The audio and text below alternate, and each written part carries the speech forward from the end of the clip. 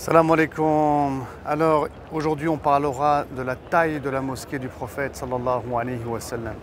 Elle est exceptionnellement grande avec les agrandissements qui ont eu lieu, qui ont été faits par l'Arabie Saoudite. Mais qu'en est-il à l'époque du prophète sallallahu alayhi wa sallam de cette mosquée?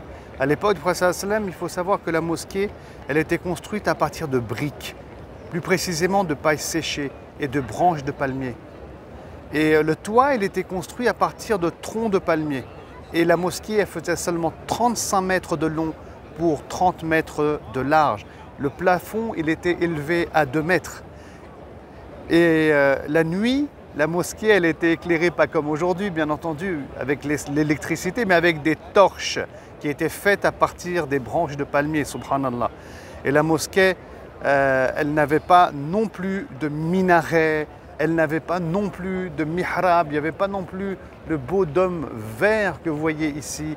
Elle était toute petite et toute modeste. Elle reflétait la modestie du prophète Mohammed sallallahu alayhi wa sallam.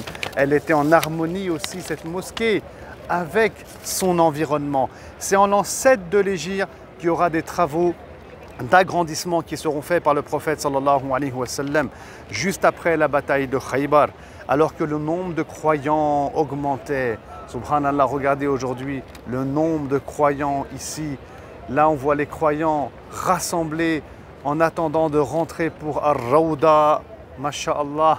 Voilà, donc en l'an 7, cette mosquée va être agrandie, la mosquée du prophète sallallahu alayhi wa sallam, et elle fera 50 mètres de longueur puisqu'on ajoutera 15 mètres. Elle fera aussi 50 mètres de largeur puisqu'on ajoutera 20 mètres.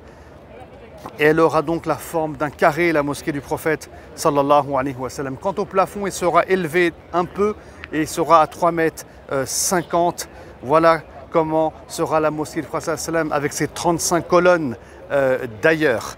Et Tamim ad-Dari, ce compagnon radiallahu ta'ala anhu, c'est lui qui va enlever les torches et qui va installer des lampes à huile à l'époque du messager de Dieu sallallahu alayhi wa sallam. Il amènera cette technologie de Palestine radiallahu ta'ala anhu. Voilà donc l'histoire des agrandissements de la mosquée du prophète sallallahu alayhi wa sallam à son. Et c'est important de connaître bien sûr ces événements historiques. Qu'Allah subhanahu wa ta'ala vous préserve, qu'Allah subhanahu wa ta'ala vous invite ici à la mosquée du prophète sallallahu alayhi wa sallam afin que vous puissiez le saluer. Et salam alaikum wa rahmatullah.